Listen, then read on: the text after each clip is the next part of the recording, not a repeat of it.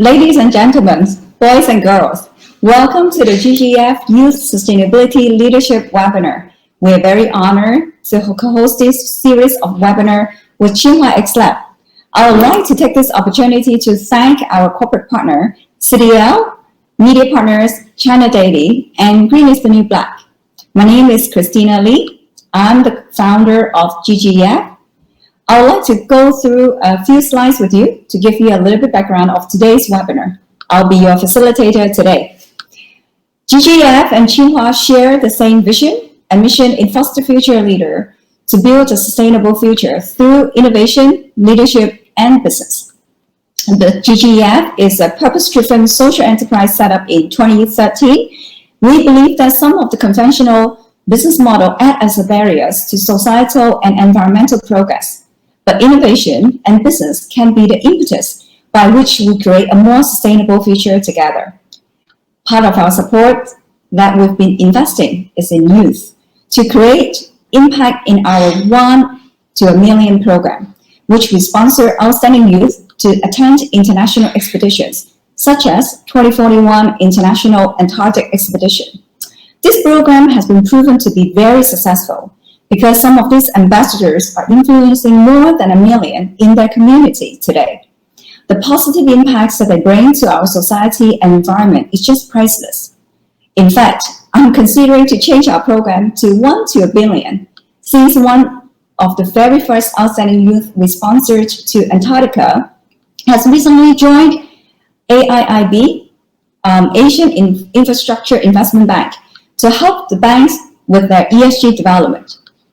Following is a short video that produced by one of our winners of CDL eGen Challenge, which was partnership with our 1 to a Million program. Enjoy.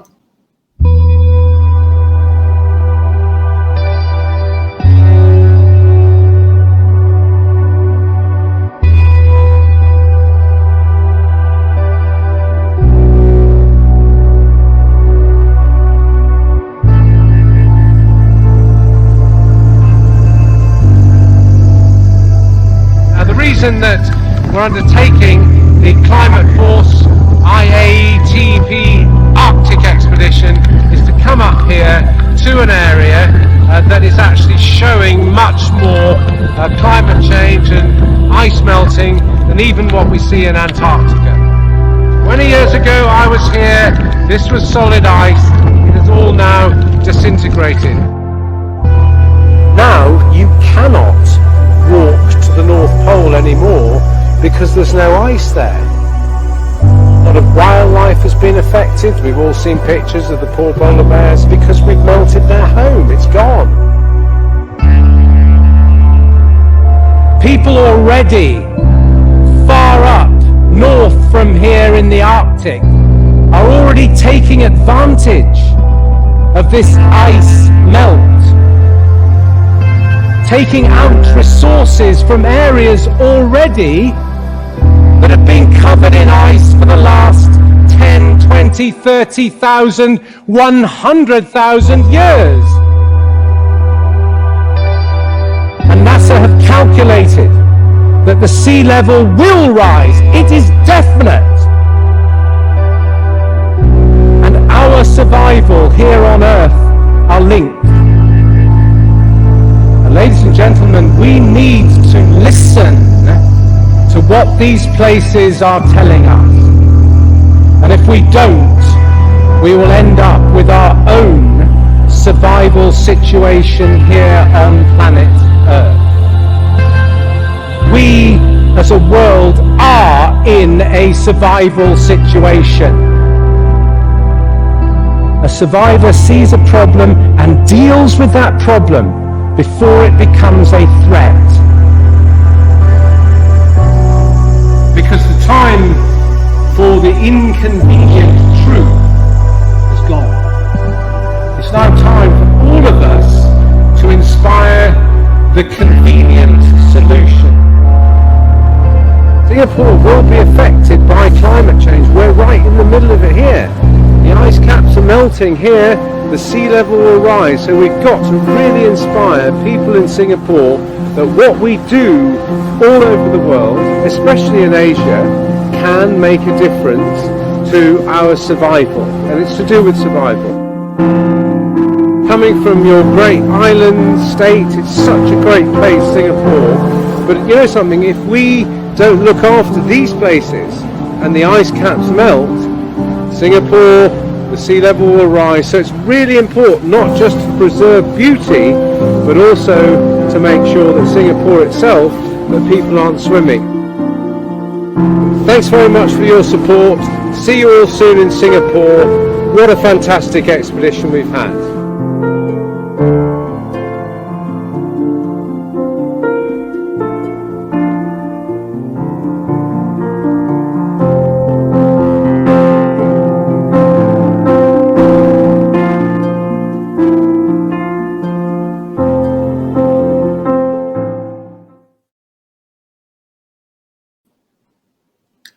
Well, today's theme is from talking about climate action to walking the talk. Climate action? Who? WHO has declared that 65 years old is still young. So I guess those who are in their 40s, 50s, or even 60s can't give themselves any more excuse that they are too old to make change or impact.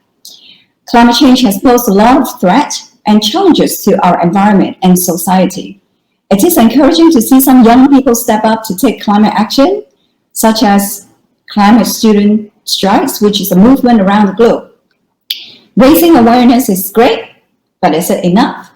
What can we do to take climate actions within our own capacity or community? The way we design our program today is to set up 2 plenary discussions to share practical insights. And hopefully, our young speakers can inspire you with hope to make change and impact. The first plenary session will be focusing on partnership for success in climate action. You'll hear from representatives of academia, corporations, and NGOs to share the insight on such topic, followed by the second plenary session where you'll hear from entrepreneurs, impact startups, and investors. To help you stay awake, we will tell you how you can stand a chance to win a hard copy of this inspiring book at the end. Before I introduce our special speaker, I want to give you a brief introduction of Tsinghua X Lab. Tsinghua X Lab is a very innovative platform of its own. It's an innovation, education, and entrepreneurship platform set up by Tsinghua, collaborate with over 20 faculties together. About 6-7 years ago, they managed to create a lot of startup team. They have a stellar track record. Over 200 companies, of those companies already raised $1.2 billion of funding.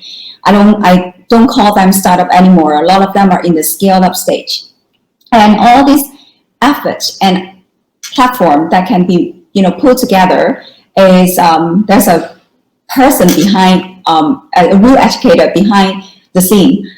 We're very honored to bring on the director of Tsinghua X Lab, Ms. Pearl Mao, with us to share with us why she came up with such idea with university at 6-7 years ago and managed to nurture so many successful startups within the platform, and they all are bringing innovative and sustainable solutions to our future. Let's welcome Pearl Mao.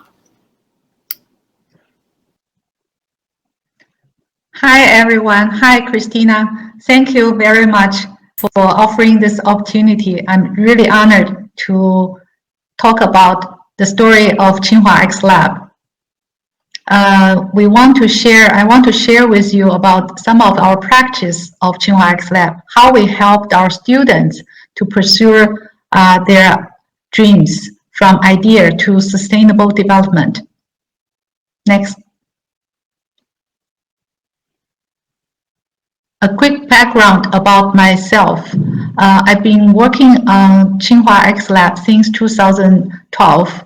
Before that, I was the executive director of Tsinghua MBA program and the director of the Tsinghua MIT International MBA program, and also served a few years as Career Development Center director. Before that, I had 10 years work experience with multinational companies, and and also my education background was about MBA and also bioscience. So we started Tsinghua X Lab in 2013, and we invited 16 university schools and faculty to be our co-founding schools.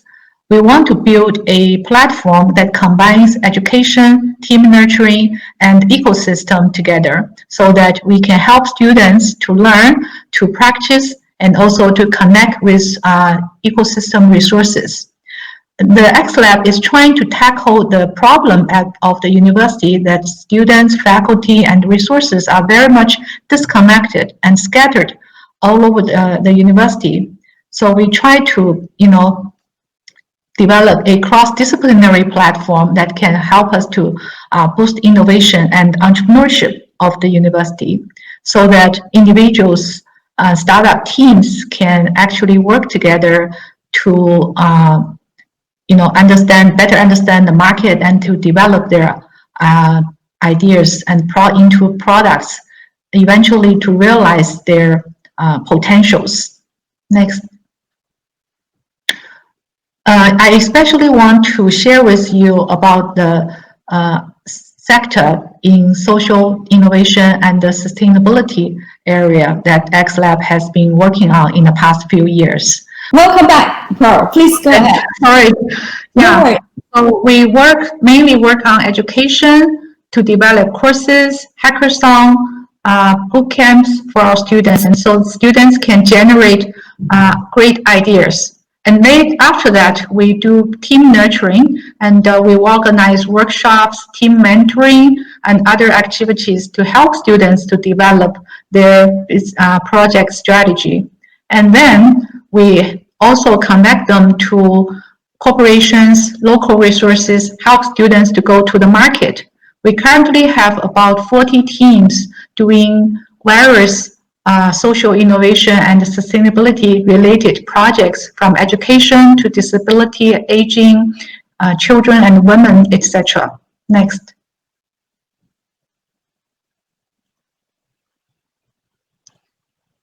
I would also especially mention about the SDG Open Hack that we are in partnership with University of Geneva and also UN organization UNITA that we launched in 2019, last year. We are very happy to also invited GGEF Christina as our mentor.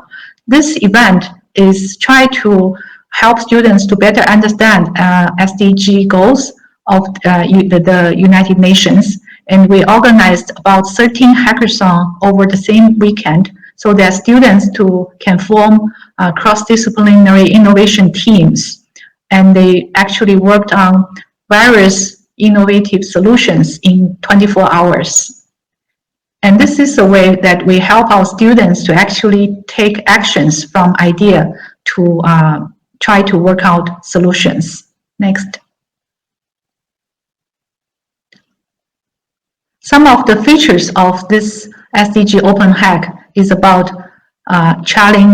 work on the challenge to also build up diversified teams and have a hands-on learning experience and learn how to do storytelling. Yeah, and action speaks louder than words is actually a motto at Tsinghua University for our students and faculty. We also organized Tsinghua's Presence Innovation Challenge that is also a action-oriented and real solution-oriented activity. We do this challenge once every year. Hundreds of teams have participated in this challenge, and the top 10 teams, many of the top 10 teams eventually go into the market to develop their product and services, and have dramatically increased the students' ability of doing innovative projects. Next. Two quick examples among many of our startup teams about sustainability and social innovation. Bluefa is a team evolved from bioscience department of Tsinghua University, and they developed technology about developing biodegradable plastic materials called PHA material. They started in the X Lab since 2014 and 5, and then step by step, the team is now able to have a strategic partnership with Sinochem and try to work on their first scale-up factory in China. So we have been witnessed the development of this team from all the way from technology, innovative ideas to real product and also business operation, real business operation in the market. Next.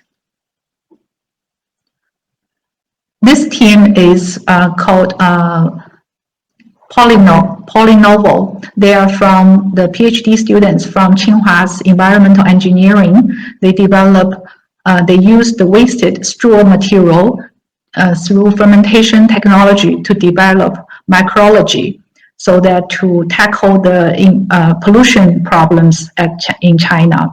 This team is also helped by Tsinghua X Lab, and now they're doing their product in Suzhou, Jiangsu province already.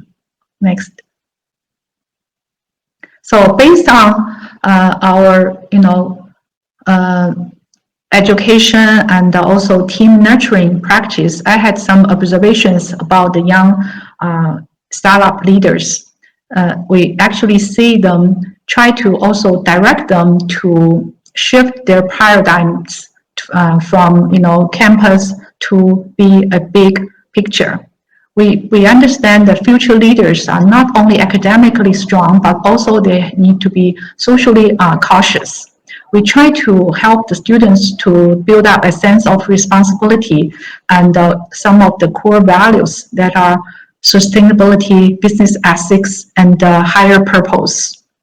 And also we see many of our startup entrepreneurs, they're motivated to be entrepreneur and try to direct them to build up a bigger business picture. We always explain to the students that you are not, doing a big business. It's not just about making, big money, but it's about a big mission and a higher purpose. So that if you do the right thing in the right direction, then lots of people and resources will be gathered together to support you, and people would be willing to join you and support you. Very much, students are very much, and if they understand this, they very much, they can actually, learn very quickly. Some of them can actually develop a much better business plan for the future. And they also are very hands-on, work very, very hard to develop their product and strategy. So this is just a very quick overview about what X Lab does and some of our real examples. I really look forward to working with many of you to develop more social innovation and sustainable, ideas and projects. Hope we do more things together in the future. And again, thank you, Christina, for offering this opportunity and for organizing the webinar. Thank you. Well, it's our honor to have you with us, Pearl. And it's really refreshing to hear from university or, world-class university like Tsinghua is taking such initiatives to foster future leaders to take actions, because, the program that you put together is not only encouraging or helping them to set up their own business, entrepreneur, but also help them to find purpose, to drive impact. So I think it's really incredible. Thank you, Pearl. Following, we are going to bring on our first plenary session, and we are going to bring on our speaker for the first plenary. The topic is Partnership for Success in Climate Action. We're very honored to bring on, we call ourselves a younger person, Jen Ang, to be our moderator. Jen is a sustainability professional, but now she's a full-time student taking a master's degree in environmental management at National University of Singapore. And Jen is going to lead a dialogue with 4 distinguished speakers. The first one is Ms. Esther Ang, Chief Sustainability Officer of City Development Limited. I think most of us who are in the sustainability space or even youth are very familiar with Esther and also CDL involvement in youth and sustainability. And we have Anthony Chung calling in from Hong Kong. Anthony is an investor, but also he's also a treasurer for Friends of the Earth in Hong Kong. And also we have Liu Xiaowei. She has been working in the sustainability space, working with youth leadership for Shell for many, many years. So we're very honored to have her here with us. And also we have Françoise Gray. Françoise is the director of the Geneva Tsinghua Institute, and she's also lecturer from University of Geneva. So without further ado, I'm going to hand over to Jen, and Jen, you can take over the screen. I was going to stage, screen and. Hi everyone. Good afternoon. So we are really happy to be here today, and we'll be hearing from an esteemed panel of international speakers that Christina has introduced, who are coming from a background of corporate, NGO, and educational backgrounds to share their observations and insights of youth in climate action. Before I introduce each panelist and give them the space to self-introduce, allow me to briefly share with you the format of the plenary. First, we will start, as I said, a short introduction, and thereafter, I will kick off the plenary with some questions for each of the speakers. During the sharing from the speakers, should any of you that are tuning in live, if you have any questions, you can type it in the chat function in YouTube, and we will go through your questions during the Q&A segment. So it will be great if you can also indicate if you are directing your questions to any specific panelists or to the entire panel. So now that I'm done with housekeeping matters, it would be my pleasure again to invite our speakers for a round of introduction. First, may I have Esther N, Chief Sustainability Officer from City Developments Limited, to introduce. Esther, please. Hello. Hi. Good afternoon, and thank you for having me. Well, this is a youth forum for also not so young but young at heart, and I've been in the sustainability arena for 25 years now.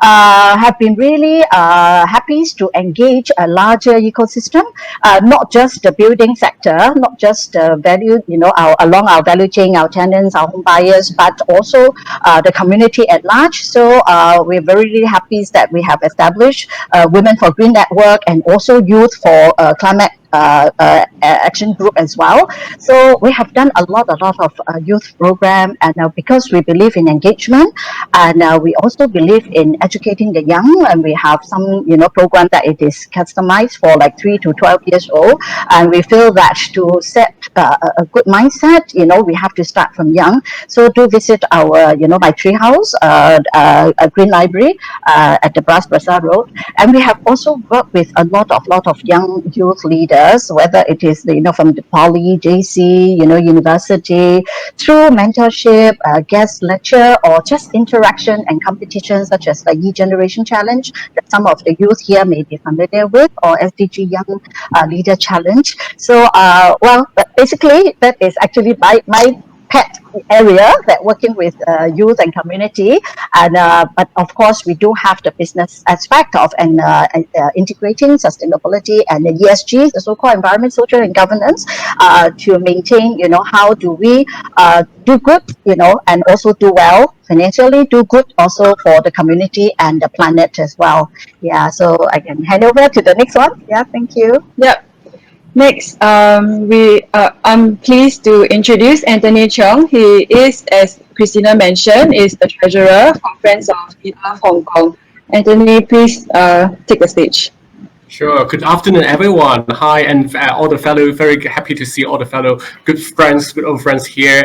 And hello to you all. So I'm dialing in from Hong Kong. So I'm currently helping and serving on the board for Friends of the Earth in Hong Kong. And in addition to that, I'm also wearing a few different hats. So I myself is an investor and a fund manager, and I also serve on the board for several listed company in Hong Kong as an INET, i.e. Independent Director. So look forward to learning and from you all. Thank you, Anthony. Next, may I invite Liu Xiaowei. She is the Vice President for External Affairs for Asia Pacific for Shell. Xiaowei, please. Thank you, Jane, and really a great pleasure to be here today. I've been with Shell almost a quarter of a century. In different places in Europe, in China, and here in Singapore, leading Asia external relations. In my professional career, sustainability has been center and front in what we do as an energy company, because energy and environment goes hand in hand. So the topic today is very, very relevant and close to heart. From the sustainability perspective, just to put out a bit of a framework, what we believe. If you can imagine a pyramid, at the bottom of that as a commercial company, a business, of course, we're here to make a safe and efficient and profitable business. And the second layer is really where we can make a positive impact to the wider community where we operate. And of course, as an energy company, our mission is to help shaping a more sustainable energy future. In doing so, in all these three levels, we have to work with different stakeholders, and the youth, young people, and community has been an integral part of it. And we have a lot of different initiatives and programs working together towards a lower carbon and more sustainable future, which I will share a bit more when we come to that. Thank you for now, and back to you, Jen. Thank you, Xiaowei. And lastly, we have Francois Gray, who is the director of Geneva Tsinghua Initiative at University of Geneva, and I believe he's dialing in from Geneva as well. Thank you for joining us. Francois, please. Yes, thank you, and pleasure to be with you. Very inspiring message from Pearl. And here in Geneva, we've been inspired by XLab for quite some time. So the Geneva Tsinghua Initiative, as the name suggests, is a partnership between the University of Geneva and Tsinghua University dedicated to the SDGs, the Sustainable Development Goals. It's the world's first comprehensive education program for the SDGs. And we launched it in 2017. It includes a master program on SDGs, a dual degree with Tsinghua. It includes a summer school on SDGs. It includes online coaching for the SDGs, and many other activities, including something we call the SDG Innovation Bootcamp that we collaborate on together with Pearl Mao at XLab, and which also contains part of it is this SDG Open Hack that Pearl mentioned. So our philosophy is very much about hands-on learning, how students should be confronted with the problems of the SDGs directly, immediately in their education, and not just packaged problems, not just theoretical problems, but problems they actually stand a chance of solving themselves. So we encourage them very much to think about any project they do during their education here as something they might actually go on to turn into a spin-off, a startup, an NGO, an association, and many of our students are doing that. And we're inspired by examples like XLab, that this is possible, that youth can actually rapidly start to address these issues. We discourage students to spend too long in academia getting lots of degrees because we need them to save the planet. But we won't stop them if they really want to do a PhD. So that's the situation. You can see I'm sitting in what we call the Fab Lab, the SDG Fab Lab, and right next door there's 60 students who've just started in our master's program, and about 20 of them are online. Many of them are still in China, and so we are, like many organizations, facing this huge challenge of transitioning to a hybrid world online and in-person activities. And I think this, on the one hand, it adds to the complexity of what we're doing. On the other hand, it reminds everybody of the urgency of solving global problems together across time zones. So very happy to be with you in a different time zone where I'm having my morning coffee. We're having our afternoon coffee. Yeah, likewise. So yeah, it seems like the plenary session should, the topic should be changed to Youth Partnership for Success with all organizations for climate action. So it's quite inarguable that youth today play quite a vocal role in driving change within businesses and the community and with other organizations as well. So we can see global stage, there are many youths that are proactively taking part in ground-up initiatives, corporate CSR programs to UN SDG hackathons and innovation programs that Xiaowei and Francois and Esther and Anthony would share later on as well to deploy various climate action solutions. So so let's start off the plenary whereby I will go around the various speakers for them to share in depth on what they have observed and their insights in how their organizations have partnered with youth for climate action. So Esther, can I start with you first? As a corporate leader in Singapore's sustainability scene, could you share how CDL has been supporting the youth in participating climate action during this circuit breaker or during this pandemic? And how have you been providing a platform for them to continue to do so as well? Yeah. Mm-hmm.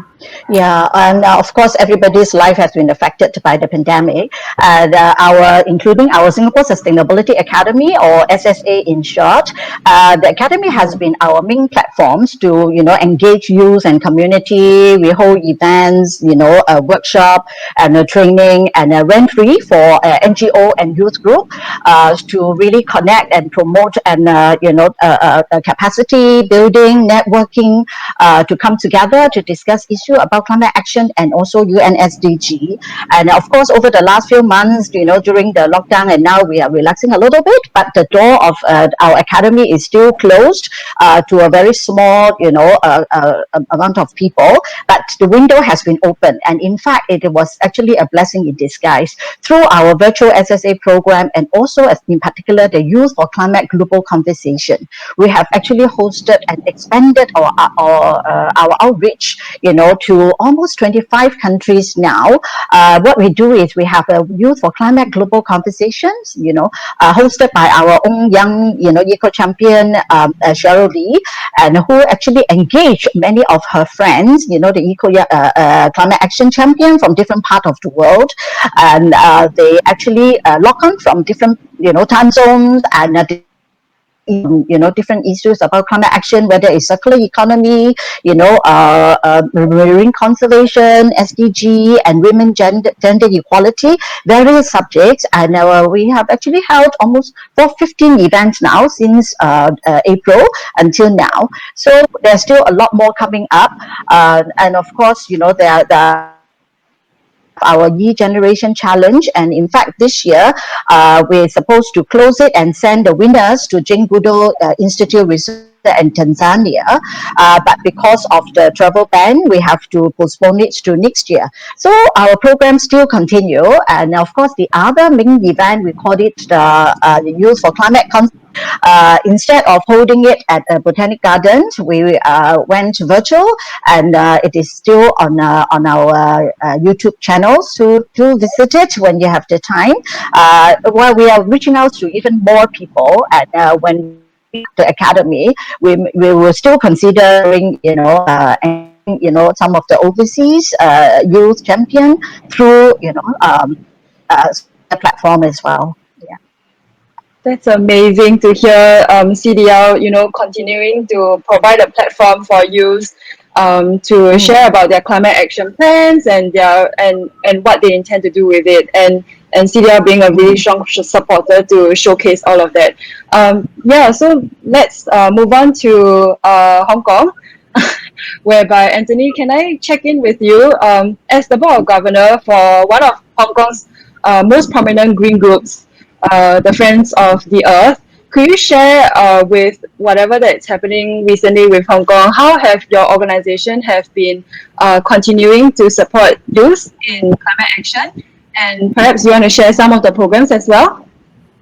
Sure, thanks, Jen. So at Friends of the Earth, all our board governors cannot stress how important it is for integrating, climate and sustainable finance. Hence, last year we have launched the Green Finance Roadmap. And when we talk about green finance, we do not just refer to financial centers like Singapore and Hong Kong, but we actually view it as equally important for all across the Asian markets, from Japan, Korea, Australia, etc. There are 3 pillars on this green finance roadmap. Policy, which covers, obviously we were asking for more and better structured green finance related regulations. We talked about community lobby. We want to raise the awareness for general public in terms of green finance literacy. And finally, we, as an NGO, we are part of a charity world. So what we want to do, we have a charity lobby, which we encourage NGO nonprofits to think about investing in ESG. So these are something that we have been done ahead of COVID, and obviously the COVID hit. What we try to do is to continue our plans in light of COVID. So one of the key things that we want to do in particular with the youth and young people is we are very focused on incubating green investing or green finance human capital. So what we do, we try to liaise with a professional association in Europe called FAS for financial analysts, and to bring the gold standard of financial analysis and training of how to integrate ESG to Asia. So in light of COVID, the whole programs and also the certifications exams will be offered online. So whether you're in Singapore, Hong Kong, Taipei, Seoul, or Tokyo, that would be something that young people and everyone who will be interested could learn together. Oh, wonderful. I really like the Friends of the Earth, this line where you are looking into or rephrasing how we are partnering for climate action in terms of investing in green human capital, which is something that we definitely need to galvanize and see an increase in green human capital, where people will see that it's important to invest in ESG and other matters. So thank you, Anthony, for your perspective from Friends of the Earth in Hong Kong. Can I move on to Xiaowei?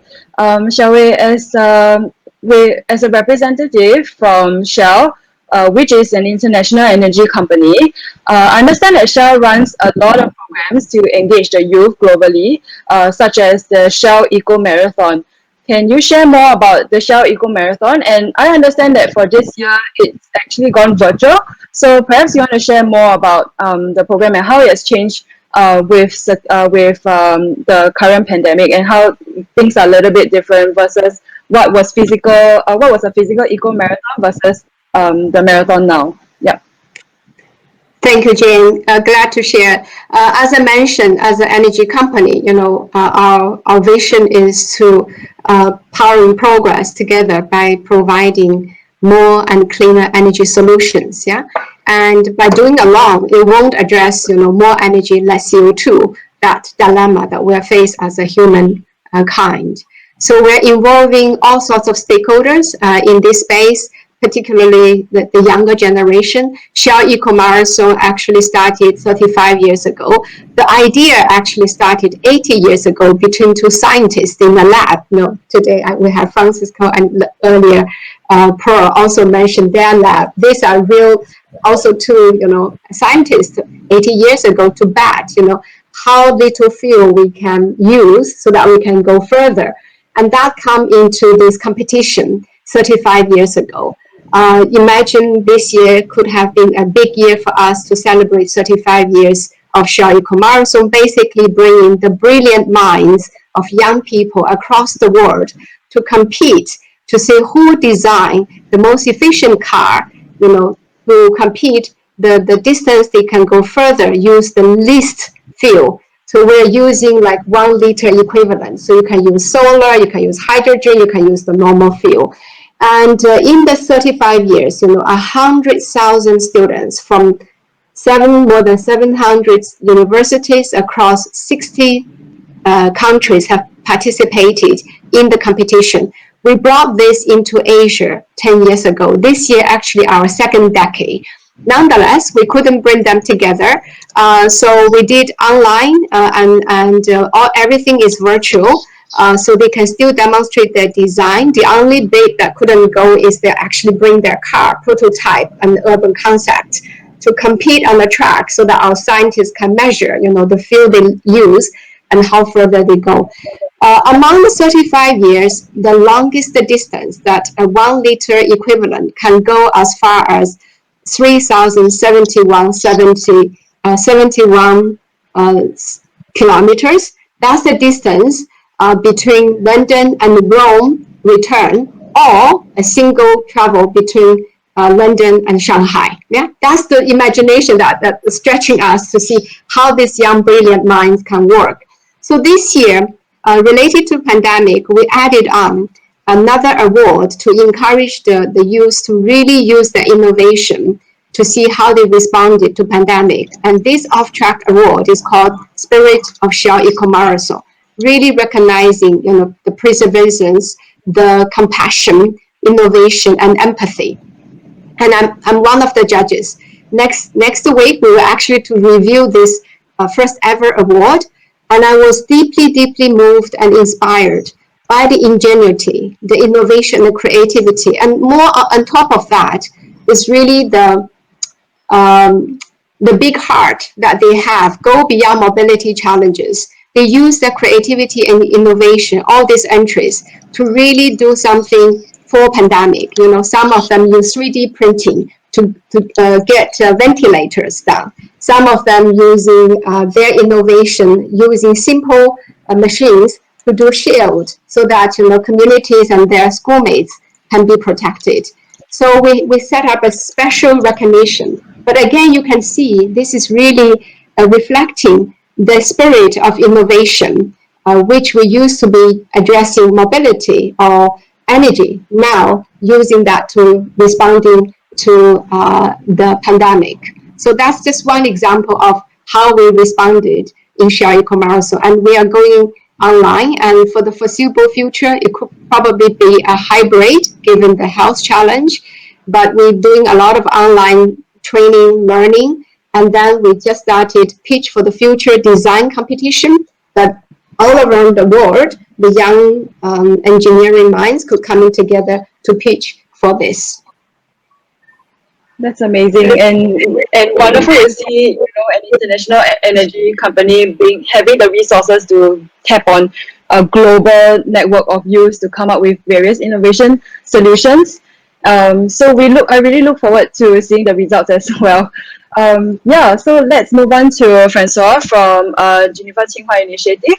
So what's interesting for Geneva Tsinghua is that there is a cross-country collaboration for an education center. So Francois, my question for you is, as an educator specializing in UN SDG, first, what would you feel that what have you seen so far is the most innovative way that you have experienced or seen to teach youth about UN SDGs? And perhaps with your experience with the students, what are the various examples that you have seen that are innovative research or anything that comes up from the students from your experience?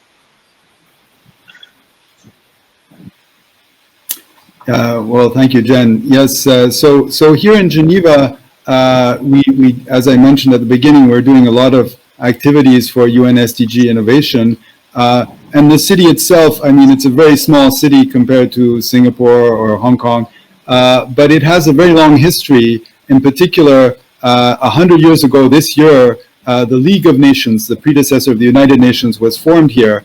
And I don't know if you know the history, but it's a rather sad history that by 1936, when they built a wonderful giant building here in Geneva for the League of Nations, already the world was falling into a situation of dispute, which led to war, which led to a global war.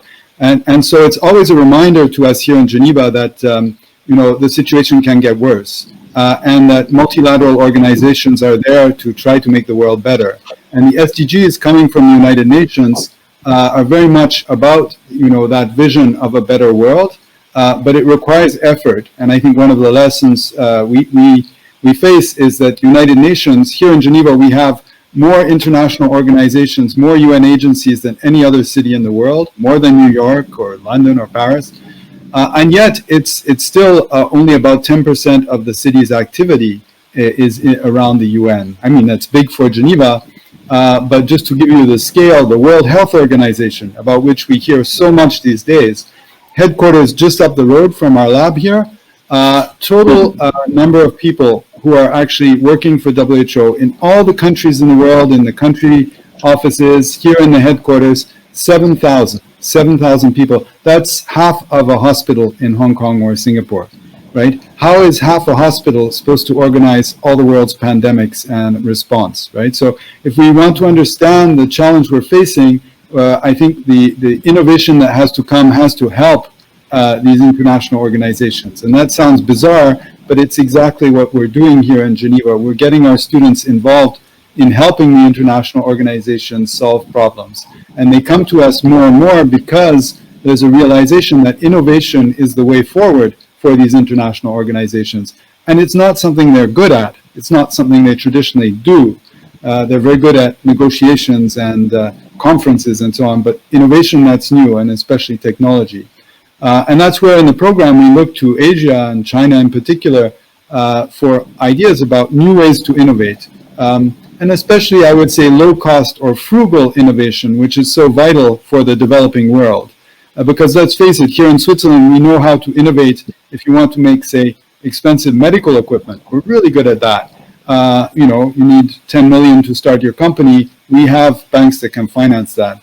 But what about innovation in less developed countries? How can we accelerate that? How can our students help there? So that's where we're seeing a lot happening. So one example is our summer school, our SDG summer school in July. Christina Lee was a mentor and coach and amazing jury member on that. She really helped a lot of these student teams from around the world think through these issues of how to come up with a practical, implementable solution. And I think that's where the students have this aha moment where they realize, whoa, it's not just about, writing nice ideas. I have to make it work myself, with my team. And I think if that's something we can contribute to the world through these sorts of education programs, jointly across borders with China, with Singapore, with other parts of the world, I think that's where we can have value, is to get the young people to realize that really the future is in their hands. They can help the United Nations. They shouldn't wait for the UN to fix all the problems. So that's really what's happening. So giving you one example, very concrete, we had a team, 2 students from Malawi in Africa, 2 young women, and they ended up helping the World Health Organization because they have so much COVID data coming into the local office in Malawi and other 47 sub-Saharan countries. They don't know how to handle it. They don't have enough expertise. But it turns out there are young people in Malawi with the IT skills. So their project is to create a crowdsourcing of the effort in Malawi to help Malawi's WHO office to do a better job of analyzing their COVID data. So these are the kinds of examples we think young people should be inspired by, and we hope we can continue to collaborate with some of you on these sorts of issues. That's amazing. With regards to innovation, I believe that we do have an exciting lineup packed for plenary too. So those who are still staying on, please stay on to hear about these youths who have come up with their own individual companies, businesses that have their own innovation solutions as well to combat with climate action. But coming back to our plenary, now that I have all these distinguished panelists on board, there's also another way where I believe personally as a sustainability professional that all of you organizations do have space and opportunity for us youth. I wouldn't say that I'm really that of a youth, but according to UN, age group I am. But for youth, all of you would be, have the opportunity to offer job scopes and, new areas where youth like us can take part in climate action. So maybe I move to Esther. So for Esther, we're coming back to Singapore. We most recently, the Minister for Sustainability and Environment, she mentioned that, we will be expecting more growth and job opportunities in the sustainability scene. So for you, you've been in the scene for 20 years, and as a pioneer, you have led a team of sustainability professionals in CDL. So perhaps you want to share with the youth that are tuning in now, what corporates are looking for in youth when hiring a role in sustainability. Well, okay. Well, definitely there's good news in the sustainability area. I mean, one silver lining actually of COVID is really making sustainability mainstream, whether it is in the political, in the business. Yes, everybody have actually read news about the change of name from Ministry for the Environment and Water Resources to Ministry of Sustainability and the Environment. So sustainability is really a key focus of Singapore and also many businesses and globally as well. So she mentioned that there will be 55,000 new green jobs in the next 10 years. And in fact, in our private sector, we have already feeling the heat of competing for experience, sustainability, professionals. So over the last few months, there have been a news, headline and saying that sustainability professionals are in demand and all that. Is good news, but not so good news for me because, my department has been like a training school, and after training some of the professional, and they don't really need reference letter, they will be, just grabbed, So I think it is good news for the young sustainability professional who are really passionate, it's an area, whether it is in the technology area, environment, health and safety, engineering, green building, there are plenty of jobs. And even like in the finance sector, that maybe Anthony can share a little bit more, green financing is really gaining traction everywhere. And our monetary authority also, push it, out very exciting program, $2 billion green financing program and all that. So you will see a lot of banks and investors, will also look for people who are really savvy about ESG. So I would say that, we are all in the right field now. Yeah, so for the young people, if you are not in this field, it's not too late. There are a lot of programs, whether in local university or even, a lot of Ivy League, university, online program or semi-online, and so there are a lot of such programs that you can start a new, career. And of course, as corporate, when we look for people, I always look for people who have passion. Yeah, who have passion and also personality. Knowledge, for knowledge, I can really teach, but I can't teach you personality and passion. So I always look for people who really have some, track record of serving in some volunteer work, or during school's day, you have already, involved in some environmental program and volunteer works and all that. As employers, I mean, all graduates are similar, but I will look at what you have done as a student. And I like people who is proactive, who have the sense of commitment and, work on your own rather than because of, I'm paid to do the work. And, whether I'm very proud of my team that, some of them are either supporting migrant workers, recycling program, and doing a lot of exciting things. Yeah, so these are the people that corporates would love to have. Yeah. Thank you, Esther, for sharing your perspective. So let's move to Anthony. Anthony, I know as you wear many hats, one of your day job is an investor, and also with your role in the NGO, could you share perhaps what are the opportunities like in Hong Kong right now in terms of ESG investing, and whether or not, there are opportunities for youth to go into that sector as well in the finance industry? Yeah. Thanks, Jen. I can't wait to start. and actually echoing Esther's comment, I actually think that even in the field of finance is the same case. A lot of people has been joking about, okay, like finance would finance be a shrinking industry, and in light of the pandemic, etc., etc. But I have to say that if you look at all the new job opportunities, right? ESG investing, green finance, try to incorporating SDGs into the capital markets, as well as ESG related reportings, are clearly the bright spots for all the new opportunities at the moment. And I think that demand would not just came from the financial institutions, but also in the corporate world, as Esther has given us a very good insights on it. I think what I'm seeing these days is there is a lot of demand for these opportunities. Obviously, we talked about the importance of passions and also personality. I've also dropped that down on my notes. But in addition to that, I think especially in the case of finance industry, right? The need for the relevant skill sets is very important, and obviously these are very new things, and all the youth are very good at picking new things that we always talk about, the steep learning curve, isn't it? So you will be hearing a lot of new acronyms stretching from sustainability, accounting, standards, and all the new initiatives, and how do these things integrate together. Think about it.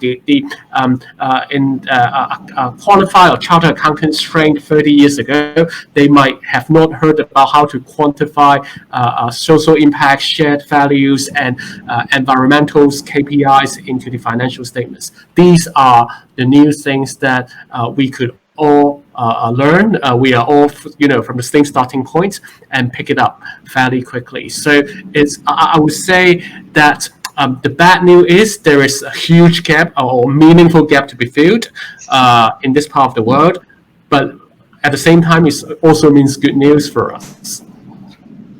That's wonderful to hear. Yeah, thank you so much for sharing your perspective. Let me move to Xiaowei. So Xiaowei, you've been with Shell for quite a long while. You've seen the ups and downs in the industry, and most exciting so far is to see the shift in Shell and commitment towards renewable energies, which is aligned with what the world is calling out for climate action. So, with Shell moving towards renewable energies, which will mean that there will be a lot more opportunities for youth who are interested in this sector to also join your company as well. So maybe you want to share some advice for youth to see how they can have a meaningful career within Shell, or even not within Shell, or anywhere else that you have seen so far. Yeah. Thank you, Esther. Yes, indeed. As an energy company, about 2017, first time we started with the net zero carbon footprint ambition. Just this year in April, we updated our ambition to zero emission energy company by 2050 or earlier. Yeah. In line with that, it's really a big transition for energy company. We're talking about energy transition. So 2016, we set up a formal line of business, a business unit called New Energies. And just a few data just to show how we cover solar, offshore wind, biofuels, nature-based solution, of course, carbon storage and capture, to enable the energy transition. In so far, some of the data shows, as a energy company, we are now providing 200,000 various EV chargers to drivers in our 30 countries. And we are the largest biofuel from sugarcane producer in the world, and also one of the largest trader in the biofuel field as well. And we all try to lower carbon emission in our own facilities. Here in Singapore, for instance, our lubricants plant are powered by solar panels. By doing so, we reduced 1/3 of the green emission by using electricity otherwise. Yeah. So there's a lot of things we're doing as an energy company to really enable that transition towards a lower carbon future. If you talk about, business opportunities, as I said, in fact, there's a lot more coming in with a lot of disruptive technology as well. Within Shell, one of the things we are now promoting, even within our own people, is the learner mindset. It's not about know it all. It is about continuous learning. It is about being curious. It is also about, the courage to try new things and the courage to fail and fail fast. And importantly, is learning from your failure. And as a professional leader, I lead a big team. If I look at people like Esther, I will look at a simple matrix. And this matrix is called skill and will.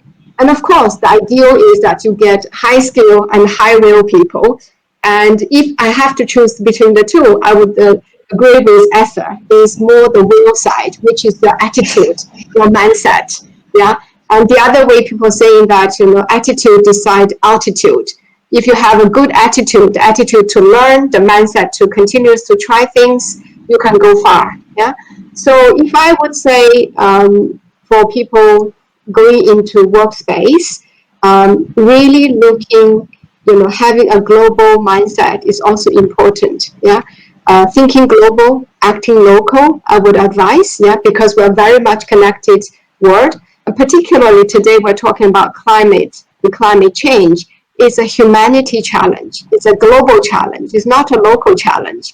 Therefore, having that bigger picture is very important. Of course, action has to start somewhere. So start local. It's okay, but the impact could be global. So that for me will be another advice, thinking global, acting local. Yeah, I just stop here. Maybe we'll come back to address some other questions. Yeah, thank you so much for your sharing. Then this is a nice segue into my next question to Francois. Because coming from Geneva, Tsinghua, right?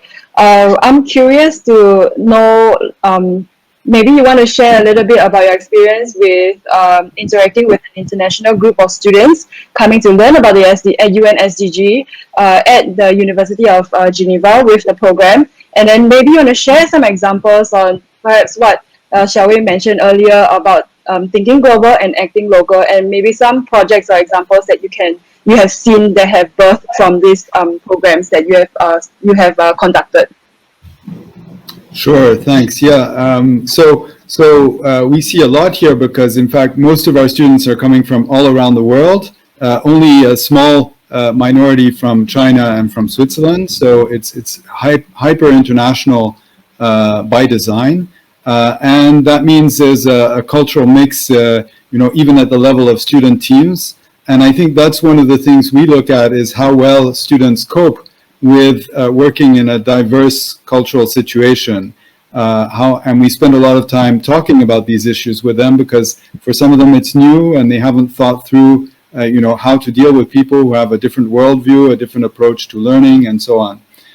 So that's something that, in order to be global, I think it's important and enriching to have spent time working with people from different parts of the world. And I'd like to emphasize not just, people from, let's say, the North or the developed countries, because maybe there's, a lot to learn from people who have a completely different experience in a developing situation. So I could mention, we have, of course, we do have quite a few students from China and from Asia. And I spent several years in Beijing with my family. My wife was working with WHO. I was at Tsinghua. We put our kids in a local Chinese school. And what we learned from that when we came back is like the kids were like, Dad, the mathematics in Europe is just way behind Beijing. So what we know is that the students from Asia are just super good. And that's clear in the league tables. Like they learn very well and their English is great and things like that. So perhaps where they struggle a bit more is on the issue of being a little bit more out of the box in their thinking, coming up with solutions that are not things you can find in the textbooks.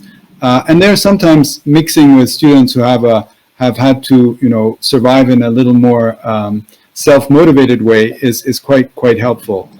So they learn across borders that way very well. So I think this getting this experience is great. What we see, for example, is some of our students from China who spend a year here. I think it raises their awareness of the interconnectedness of the world. You know, seeing these UN organizations where everybody is from a different country, and of course they all have their national issues that they want to bring to the table, but at the same time they have to compromise somehow to find global solutions. And so I think any experience like that is enriching. Now, in the past, we thought, oh, you have to come to Geneva. I think the great opportunity now, a lot of these international organizations themselves are waking up to the notion that they can have internships that are virtual. So students collaborating from anywhere in the world, they don't have to fly here. They don't have to pay for an expensive Geneva apartment, more expensive than Hong Kong. And so, there's a chance to really do something at low cost. And as that percolates through the UN system, and we're trying to help them with that sort of change of mentality, I think there are a lot of opportunities for young people to collaborate, not just with the United Nations, but with the hundreds of NGOs based here, but also around the world, and collaborate at a distance and still be effective. I think the young generation gets all the technology. They're digital natives. They figure out very quickly how to make their contributions. And that's something, we really have to encourage, because for sustainability of the planet, it really is a bit expensive to fly students around the world all the time, not to mention the professors. Yeah. So that would be my contribution to that question. Not flying also reduce carbon footprint. Absolutely. Yeah, absolutely. Yes. So now we do have 10 minutes, about maybe 5 minutes left for Q&A. So if anybody in the audience right now have any questions, you can always put it in the chat function, and we can pose it to the panelists. But right now, while we are waiting for any questions to come in, I do have a generic question for all the panelists, and anybody on the panel right now can take it. Coming back to youth climate action, so I'm curious, any one of you with this pandemic, any new youth climate initiatives that you've seen emerging during this period that has, inspired you? And perhaps to see, and maybe you want to share how your organization or yourself even are playing a role to support these youth to materialize their ideas. Yeah, anybody would want to start? Maybe I just want quickly just to say, in addition to... Yeah, shall we go ahead? Then we'll move to Francois, then Esther. Yeah, very quickly. In addition to Share Eco Marathon, which we go virtual, there are two other flagship that we're still going on and still also going virtual. One is called An Explorer. This is a program targeting the middle school students from 14 to 18. And just last year, we are now running this in 18 countries. 8 countries in Asia took part in. Only last year we have 65,000 participants, and each of them spending about 15 to 20 hours training, really targeting what Francis earlier mentioned about not textbook kind of solutions, but real life. So this is really linked into SDG challenges of sanitation, water, food. So we really talk about water, food, energy nexus. So for them to really equip them with skill and methodology, like a hackathon, to tackle this issue. And I've seen tremendous innovative ideas. Example, Indian students, these are middle school students, come up with apps so that they can precisely adjusting the irrigation needs so that to save water, so that you don't over watering. So when it's dry, you don't, not watering enough. So these are middle school students. In Philippines, I've seen proposals like turning deserted shipping cargo container into sustainable housing so that you can resolve housing when disaster took place, which Philippines has a lot, natural disaster, typhoons and all that. these are real life challenges that students are dealing with. So again, this year we're going online. I've seen amazing proposals from across Asia. Tremendous, yeah. So again, some ideas for others to think about. The other one we run for young entrepreneurs globally is called LifeWare. Again, this has been running for decades. We have 18 countries participating, 8 from Asia as well. And just last year alone, we have almost 3,000 participants globally, and 41 of them got into business startup in the energy sector, and they got also like part of supply chain of Shell directly or indirectly. And for non-energy related, more than 900 proposals get into implementation, and also some of them get into the supply chain as well. So again, having that entrepreneur spirit, try to start up your business that is sustainable, helping local communities is a win-win solution. And again, this year I'm on the suggestion panel globally we are getting into November Entrepreneurship Week, and then we will be announcing the top 10 innovators this year. That's good. Francois, you want to share your thoughts? Right, yes, in terms of youth organizations. So we've been running actually a challenge twice a year called the Open 17 Challenge for youth around the world to tackle, one of the 17 SDGs. And this semester, in fact, we have an open call for ideas from around the world on water and urban water resilience. So it's called Open 17 Water. Now, what I wanted to mention, though, is we're partnering with a startup here called Goodwall, and we're really amazed by them. So they are like a social network for good. They call themselves like LinkedIn for Gen Z, or Facebook for SDGs, or whatever you like. But they're small compared to those giants of the world, but there's still a couple of million young people, and it's really international. And we're really amazed by the sort of students who come to us through Goodwall. And they're doing challenge after challenge related to climate issues, related to global challenges of the SDGs. So I think this sort of organization that's targeting youth, we as a university, a bit old-fashioned, we really need to team up with them because they think the way that the young generation thinks. So yeah, and we welcome any young people on this call also to join this challenge. Yeah, so that's good. Esther, do you have...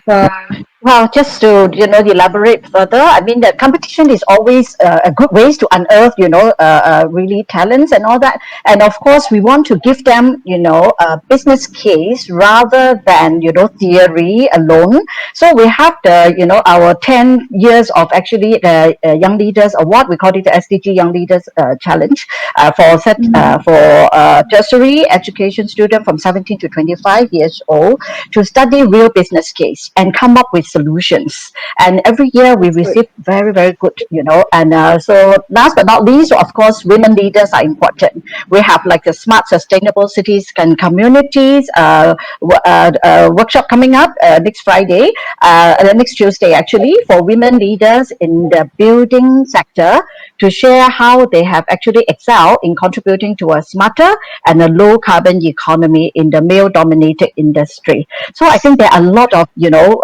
activities we can do to actually make use of this window, while we are slowing down in some of the, construction and businesses and all that. We can also engage, more R&D work. And our incubator for SDGs are also a platform, rent-free space for innovators who are creating not just for profits, but for one or more of the SDG. So I think there are a lot of opportunity for young people, to scale up and to help to drive a more sustainable future for everyone. Thank you. That's excellent. Just a quick wrap up for the last 30 seconds. Maybe each panelist, do you want to have one word for the youth out there, just to close the plenary? Perhaps you want to start from Francois this time round. So my 2 words would be 加油. Okay. Shall we? Keep innovating and keep trying. And Anthony? time for action and learning. That's good. And Esther? Stay positive. There are always, windows open when doors are closed. Yeah. Thank you. Thank you so much, everyone, for joining us for the plenary one of this session. I'll hand it back to the organizers. Thanks, Jen.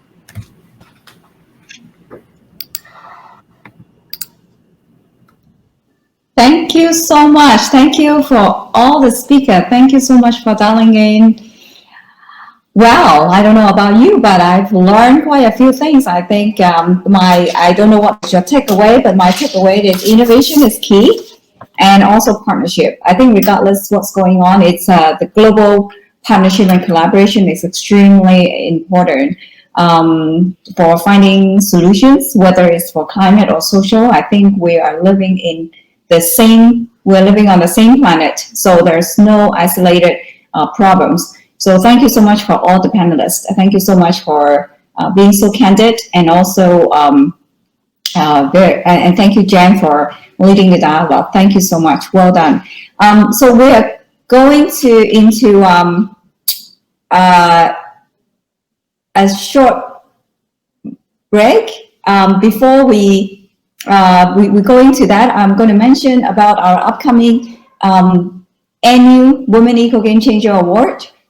This is an award that we launched 4 years ago. The idea is to bring out outstanding women entrepreneurs who are making positive change through innovation for society and also for environment. So it's been running for this year is the 4th year. So in the past we could throw a big party together, but now with social distancing, we have to bring our award online. It doesn't mean that we're going to stop doing it. We're going to push forward, because this is a very meaningful event that we're running for 4 consecutive years. And every year we hear some really amazing story from women entrepreneurs. These are the winners from last year, 2019. And we have a very regional and international participant for the award. So the submission and nomination for this year will be, the deadline is September 30th. So please nominate or submit your own application. We really want to hear your amazing story, what you've done to the society and also for environment. Last but not least, we are going to run a short video.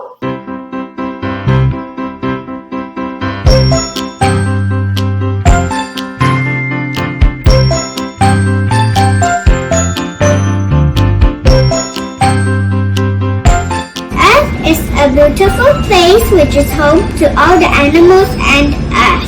Our earth has many green forests. If we cut them down, there will be lesser and lesser oxygen. Can you imagine a world without trees? Rising temperatures can worsen extreme weather events. Chunks of ice in the Antarctic and Arctic have broken apart. Wildfire seasons are months longer. Oh no! 2 billion metric tons of waste is being produced every year. There are about 160,000 plastic bags are used globally every second. Plastic takes 450 years to break down. It's polluting the earth. Many curious sea animals like fish, sea turtles, whales, etc. often mistake drifting plastic bags and toys as food. I feel sad when these sea animals might die because they swallow the plastic bag. This too is a serious marine threat that causes the needless loss of billions of fish. Maybe the 3 R's. Reduce, recycle, use less single-use plastic, buying less toys. Yay! Turning off TVs, lights, fans when not in use. Keep the fridge door shut. I'm gonna go shopping with this bag. Using my lunchbox When ordering takeaway, I use a reusable bag for my favorite snack. Yummy! not litter. We should not throw plastic into the ocean. Plant more trees! Using energy-saving light bulbs. And also using green energy like solar energy and wind energy.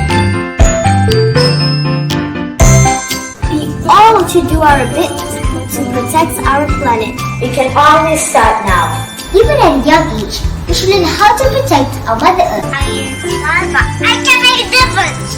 A little effort does matter, and it all starts from us. Let's save Mother Earth. Make an Earth Day every day For me and my baby brother. I love my planet. Do you?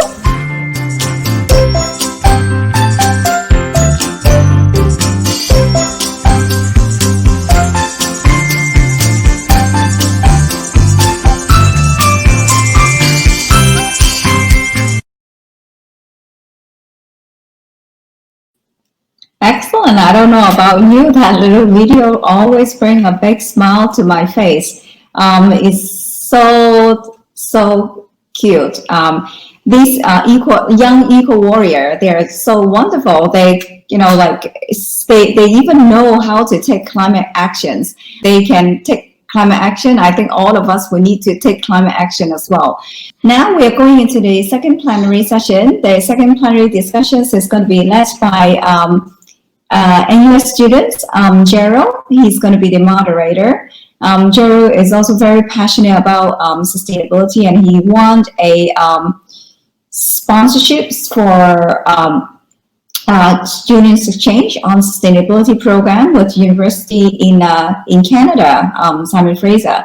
So today we are very happy to have Gerald here to lead the plenary discussions, and is going to be focusing on some outstanding entrepreneur, impact startup, and also impact investors. So the sustainable business model in the post-pandemic era, what would that look like? So I'll hand over to Gerald, and hope you enjoy this plenary discussion. Thank you very much.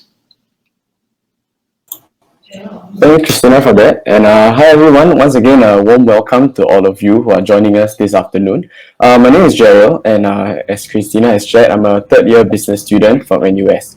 And I'm very excited to be moderating the second plenary this afternoon. So we're very privileged today to have with us 4 inspiring individuals who have really went above and beyond in their sustainability efforts within their respective industries. So without further ado, let me briefly introduce our speakers for today.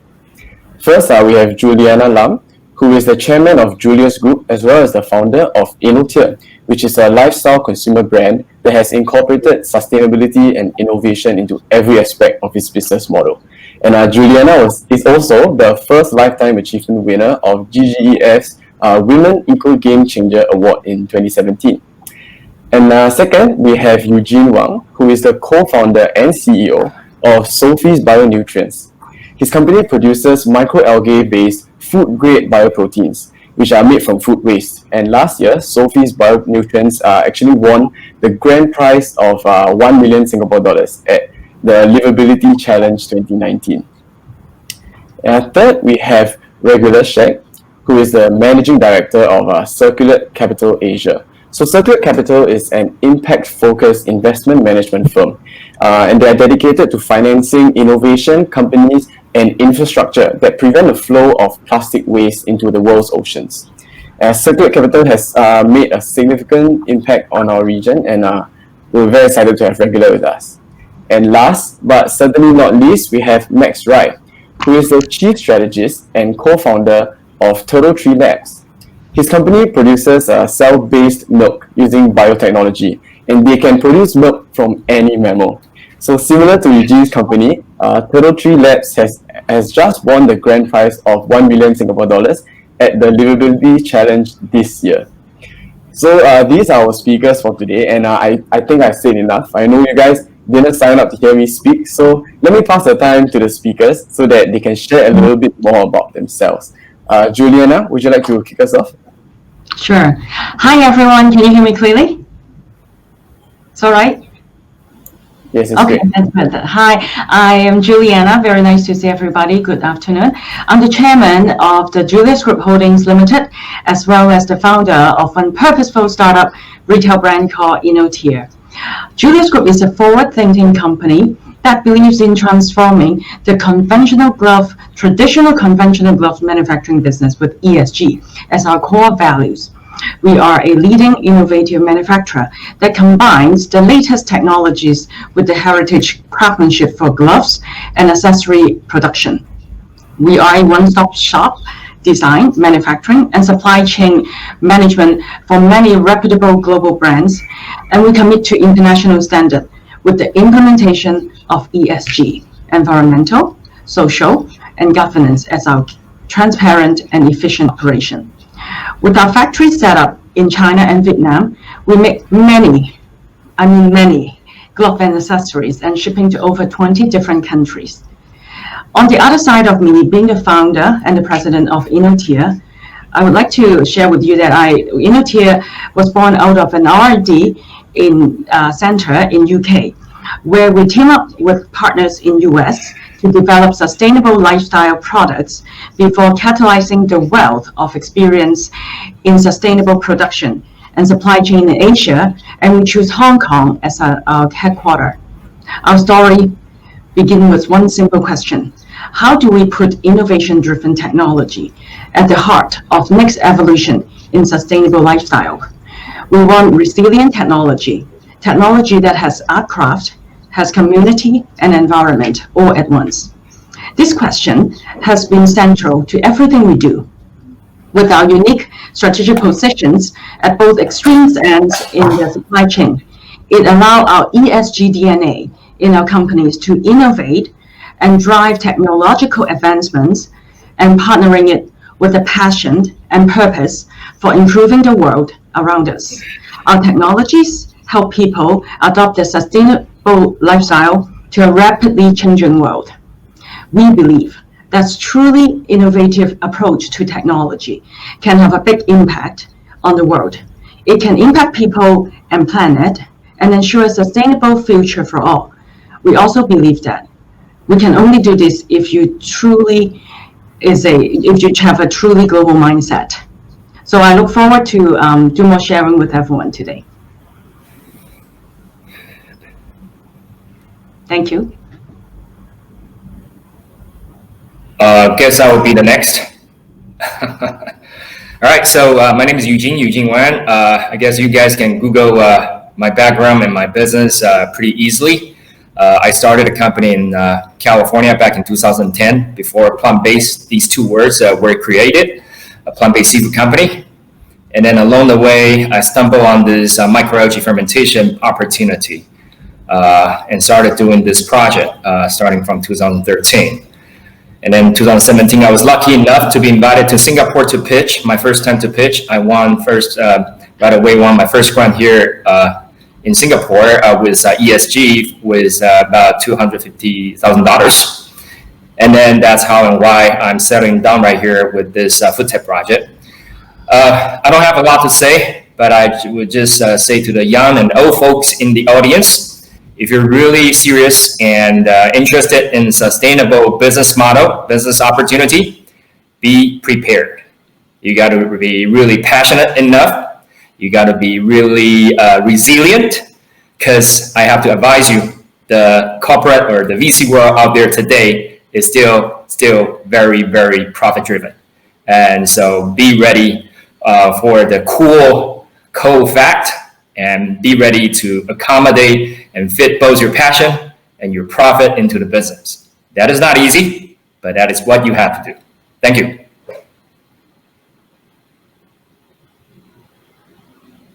Then I guess I go next. Hello everyone here in Asia and Europe and everywhere around the world.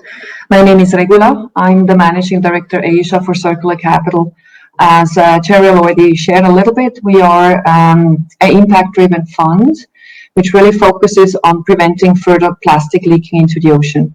Our focus is on Southeast Asia, particularly focusing on 5 countries, Indonesia, Philippines, Thailand, Vietnam, and India, some of the largest beyond China, largest countries where we see leakage of plastic into the ocean.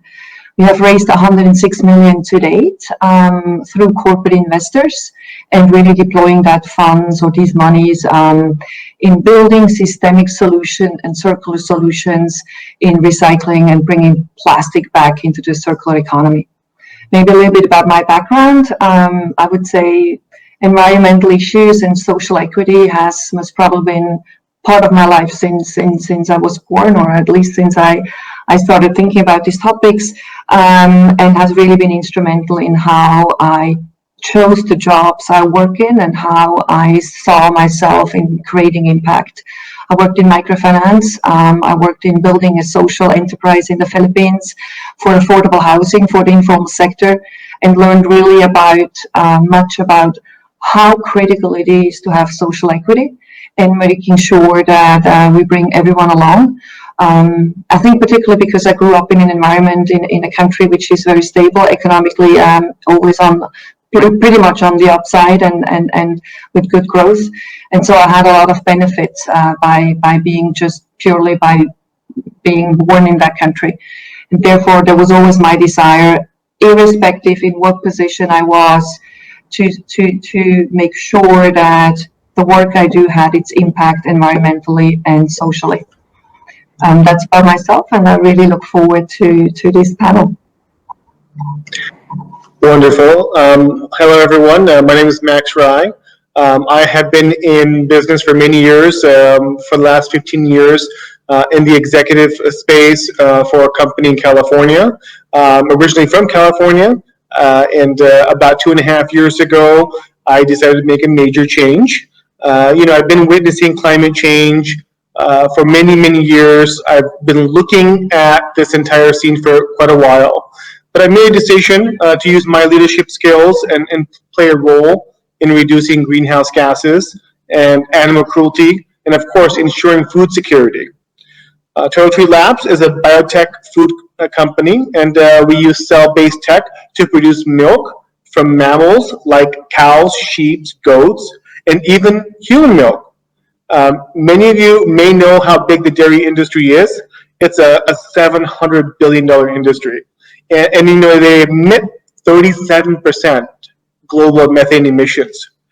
We know that the plant-based foods are great. They're doing a lot of amazing things. We are using our technology to produce real milk that can replace milk that's being produced on farms. And really, our model is to work with the existing dairy companies that are out there, license out our technology so we can hit every corner of the world.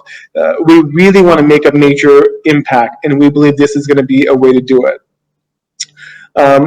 Aside from sustainability, we believe climate change will cause major food security issues, especially for countries like Singapore, Israel, and many other places which are going to be affected by droughts as well as many other issues. Thank you guys very much, and I'll let you guys take over. Thanks so much, Max, and everyone for your introductions. So now, without further ado, we'll get started on some questions that our speakers can discuss on. And just a reminder to all our attendees at home, feel free to ask any questions you have in the comments section, and we'll have a Q&A session later on to address your questions. So for the first question, open to all of you, why do you think that sustainability and ESG have suddenly become such key issues that is discussed all over the news and in financial markets following the impact of COVID-19? If I can jump in, I think this COVID has highlighted some of the vulnerabilities that we have in society, especially in countries like Singapore. You guys know very early on there was this huge panic. People were taking foods off the shelves, and there was a huge issue going on. This is a wake-up call for these pandemics. How do we prepare? What do we do if something like this happens again? So I think as a result, you've seen the government private industry, everyone come together and look at how we can solve some of these food security issues. And of course, the larger issue of climate change, because Bill Gates recently made a statement that this is just small compared to what we think is coming, and we need to prepare for it.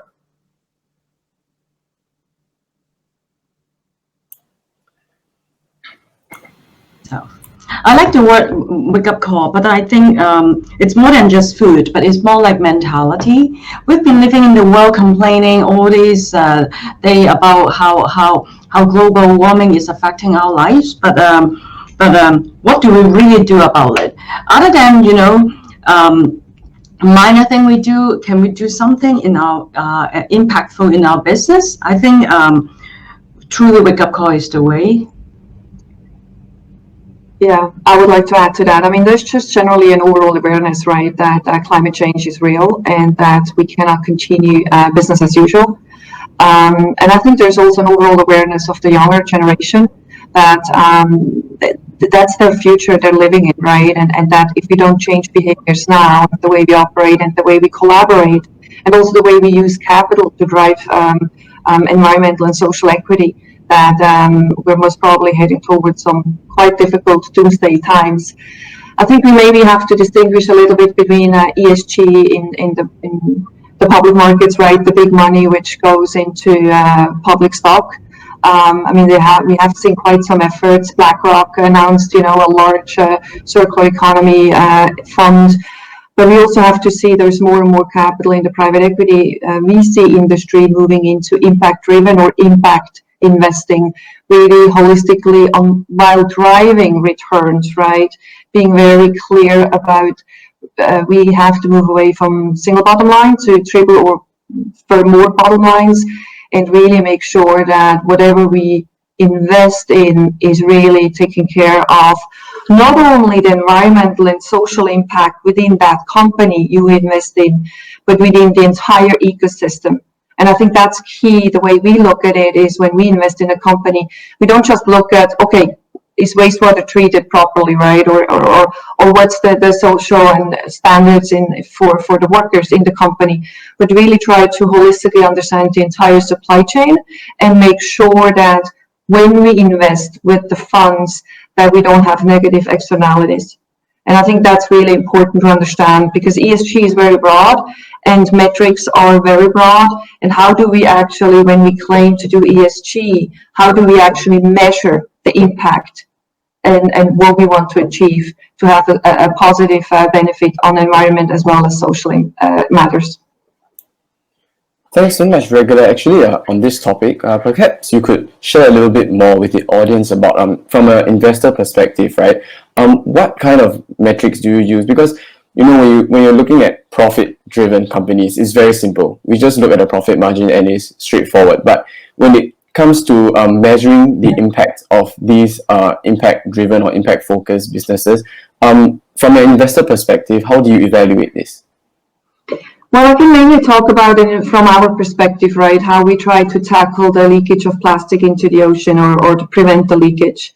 When investing in companies, obviously a financial return is important, but it does not drive the decision. But sure, to make an industry sustainable, you have to generate reasonable returns to grow.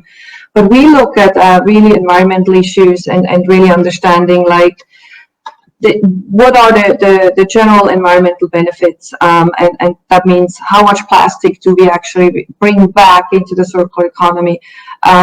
What's also the plastic we recycle and bring back in the circular economy per dollar, right? Because obviously that is really important. How do you best put the money at best work? How do we reduce, recycle, retain? On the social side, we certainly look at how can we make the work and for the workers equitable, right? How do we ensure that the labor standards are increased and met? How do we make sure, particularly when we talk about waste workers, what are fair salaries? What are the benefits they need? And when we talk about informal communities, a large part of the plastic recycled today actually is picked or is gathered by the informal communities. So what are the critical standards to bring them up to the next level? To also have the social, but also the health support they need to do this kind of work. So there is really a lack of benchmark in the industry, particularly in the plastic recycling industry. And we're trying now to really better understand, so what are the benchmarks or the metrics we need to establish to actually properly track success, impact, and then which allows then also to attract more additional capital into the market. But it's not an area where we could say it is all baked. By no means. It's an area where we do a lot of research and try to understand how everything systemically fits together to come up with the best metrics to actually track success and track impact. Thank you very much, Regula.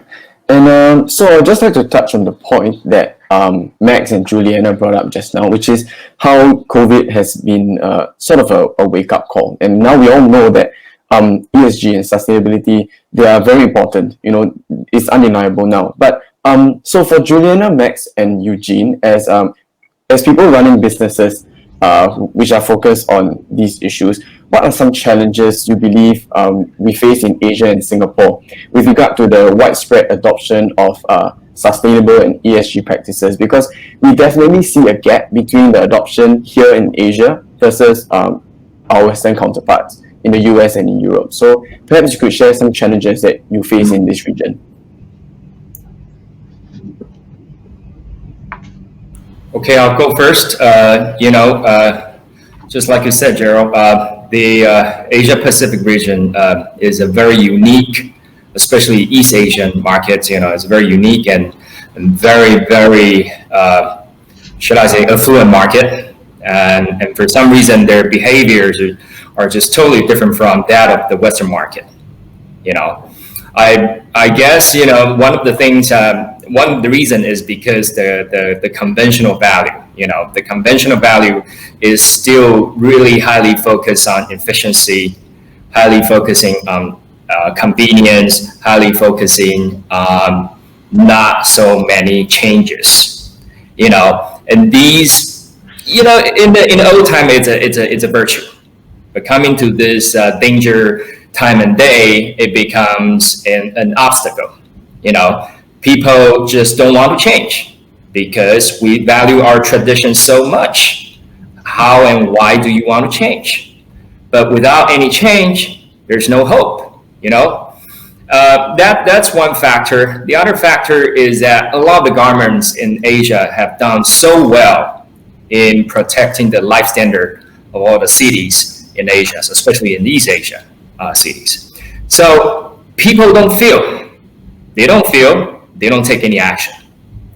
They don't go to the river, the ocean to see the plastic problem. They don't really feel that the wild caught fish that we Singaporean adore so much in the fish bowl, the price has gone up 10, 20 times in the last 30, 40 years. They don't care because the fish bowl they're eating is still the same old price they had 5 or 10 years ago. Why would they care? And so these are the fundamental problems. And so that's why organizations or events like this is a wake-up call. Because only some of the professionals or elites like us are seeing the problem. The majority of the people, they don't, because they want to get into their cocoon. They don't want to change. And how can we make people understand the change is happening, just that it does not get to you yet, And that is something we really have to think about. Over to you. I think if I can add on to Eugene, very beautifully put, Eugene. And to add to that, when you talk about differences in the U.S., coming from California, we have, and of course that might be different from state to state, but the messaging is very different. How do you get a buy-in from consumers. Very different in California than it is here in Asia. So you really have to get a chance to understand how to address these sustainability issues, these climate change issues to this local region. And that can be a very different message. And for us, we can use food security as a vessel. Possibly these different types of messages. At the end of the day, it's the same goal, and we want to help drive that same goal. But the messaging can be very different, and we have to speak to what's important to the local folks here. I definitely echo with the two gentlemen, Max and Eugene. I think generally in the past, Asian countries are more like very family traditional way of doing things. We call it the traditional old ways. Well, there's many pros on it. However, when nowadays we get to share with all these data online, and you have no excuses not to look at those. But then in order to adapt this kind of new culture really takes time for us to realize, especially old traditional people. They've been so successful in their older generation. Why change? So but I guess the young generation, especially today's platform with the youth forum, I think that's the best opportunity, that when we look forward with the pandemic and onward, how we make use of data and analyzing, all these reports that's available in many channels, that we can do comparison. We can be open-minded to do comparison immediately. Sometimes we may get disappointed that the short-term return might not be as fast, but then your long-term return, it's super attractive. So I guess it's the traditional, cultural way that from Southeast Asian country, especially the new norm is telling us to make changes. So we're looking upward.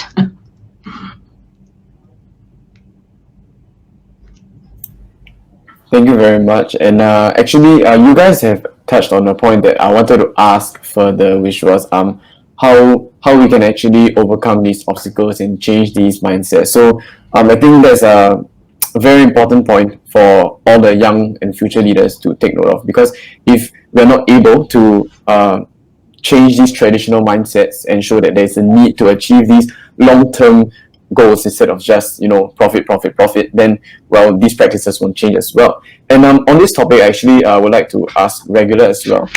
As a venture capital and private equity investor in preventing ocean plastic, what are the key barriers that maybe you have experienced in terms of bringing in capital for these efforts, and how has these changed, before COVID and after COVID? So the waste management and recycling industry has obviously been around for a long time. In the past, until China put the ban up to import plastic for recycling, it was maybe not as prevalent. But with that ban, it obviously bubbled up for many countries around the world to realize that, A, we can't just export our garbage, right? And B, we need to find local solutions. Now, in the context of Southeast Asia or South and Southeast Asia, what are the barriers? It has not been an industry where it has been given the necessary attention. The problem was there, but it hasn't been given the attention it needed. What we see is, as a first investor, solely focusing on investing in solid waste management, material recovery, and plastic recycling, is that there's really a lack of visibility of pipeline. I mean, it's not like that, I'm sitting here all day long and all these great opportunities pop in, right? It's really about being out there, finding these companies who have been around, by the way, for 1, 2, 3 generations. I mean, there are many small and mid-sized companies in Southeast Asia, second-generation family-run, who have been growing, bootstrapping, and now, though, with the demand from the corporate world, particularly also the fast-moving consumer good companies, the clothing companies, who have made their commitment to be part of the solution and to recycle plastic, have been elevated to the next level, right? So for us, it's really about showcasing that, building a pipeline of interesting opportunities That's what we're here for. Then also really build evidence-based track record. You know, we are a corporate fund, so we're corporate investors, and there are some of the largest fast-moving consumer good companies have invested in our fund. They want to be part of the solution. But we need to attract much more capital. I mean, we have $106 million for a problem which requires billions of dollars. Now, how do we attract those billions? Is by making this, showcasing to the institutional investors that this is actually an investable space. So exactly, building pipeline for investments, building evidence-based track record that you can make money with it by doing great things, right? And then also what we see is a lack of intermediated investment opportunities, investment products. I mean, it's not that someone who has an interest just walks out there and goes to their bank and tries to invest in such a product, right? So it's not there, it's not available. So what we see our role to really be catalytic, meaning we try to showcase that it is an investable space, you can make money, you can have an impact, and with that, really bridge that gap of several billion dollars to then actually attract those investors to come in. Because right now, while the issue is huge, the investment opportunities out there are not ready. We need to move them from growth to the next level where the institutional investors can come in with the bigger ticket items. Our investment size is between $2 to $10 million. Sometimes we go beyond, but we're talking here SMEs. We need to move to the next level to then actually grow even further. As far as post-COVID, and COVID, I make it very short, the industry has been extremely shaken. We see bankruptcies or near bankruptcies of the companies out there. There has been hardly any waste picked. The oil price, which has been at a historic low, doesn't help at all, right? So virgin price is cheaper in many cases than recycled content. We need to get that equilibrium back to make recycled content, competitive. There has been a lack of offtake. I mean, the largest industries who take in recycled plastics are construction, automotive, appliances like and white goods. And sure, there is a need in the packaging and agribusiness, and that has continued. But the other industries with COVID just broke away. And so we will see what it means post-COVID. I think it's too early to say, but we see now an uptrend again. There is a demand, and we're building on that demand. And I think also governments are more and more aware that they need to also have policies put in place which actually support the recycling of the material, because the plastics has its value. So we need to, quote, valorize the plastic we usually just tended to throw away. Thanks very much, Regular, for that. Actually, personally, as a finance student, what you shared about the need for more investment products and financial solutions in this space, well, I think that's a great point to touch on, because for many of my peers, I believe some of them are in the audience now. We always wonder, how can we make an impact in finance, right? Is it really all just banking and profits, or can we come up with these solutions and these products which can actually support these businesses? Because after all, businesses will always need capital, and without this capital, the growth will be stunted. So thank you very much for that, Regular.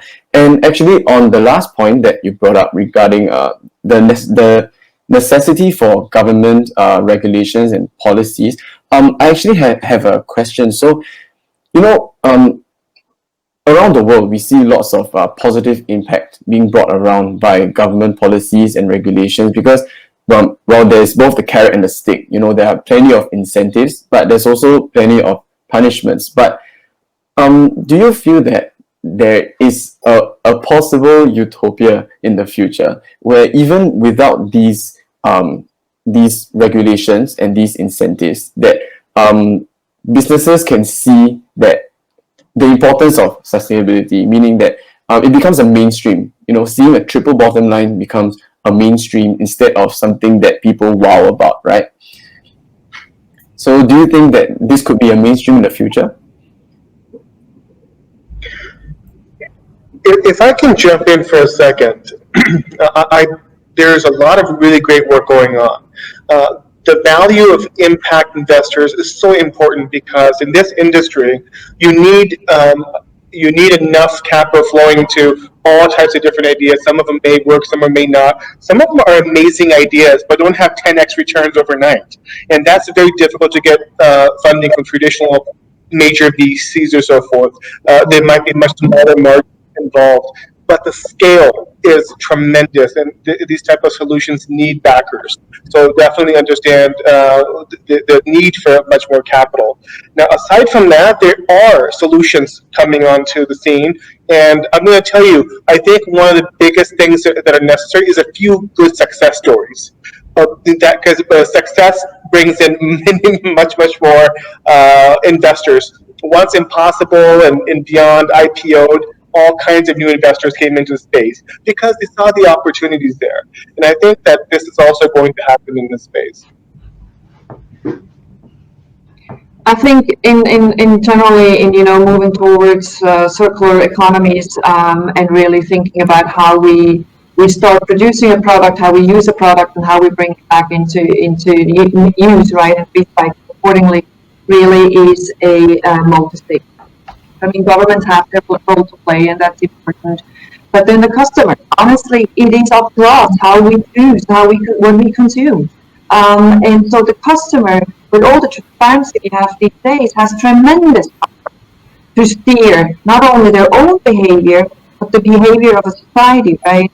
And then that comes in the corporations. I mean, the corporations, particularly now I talk about our industry, when we look at the magnitude of the problem, so many multinationals have recognized the issue and want to be part of the solution, and they make clear commitments of recyclable content by 2025, 2030. That may be 50%, it may be 25%, it depends.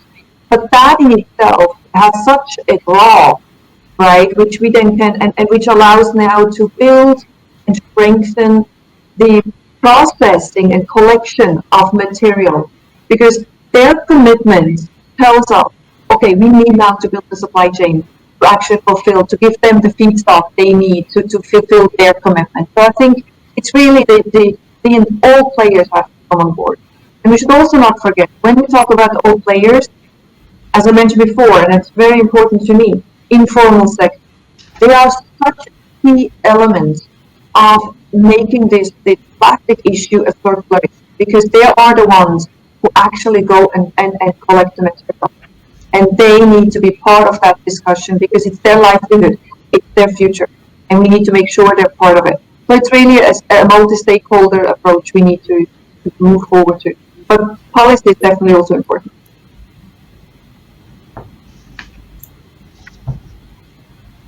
Thanks, everyone. Does anyone have anything else to share regarding that question?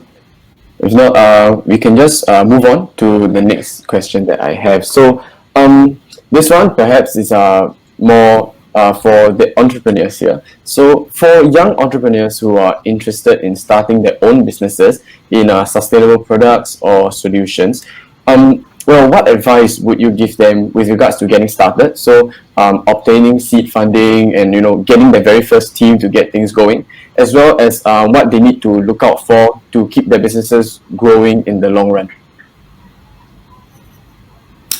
I think I already gave a tip during my first talk. Spirit, in a passion.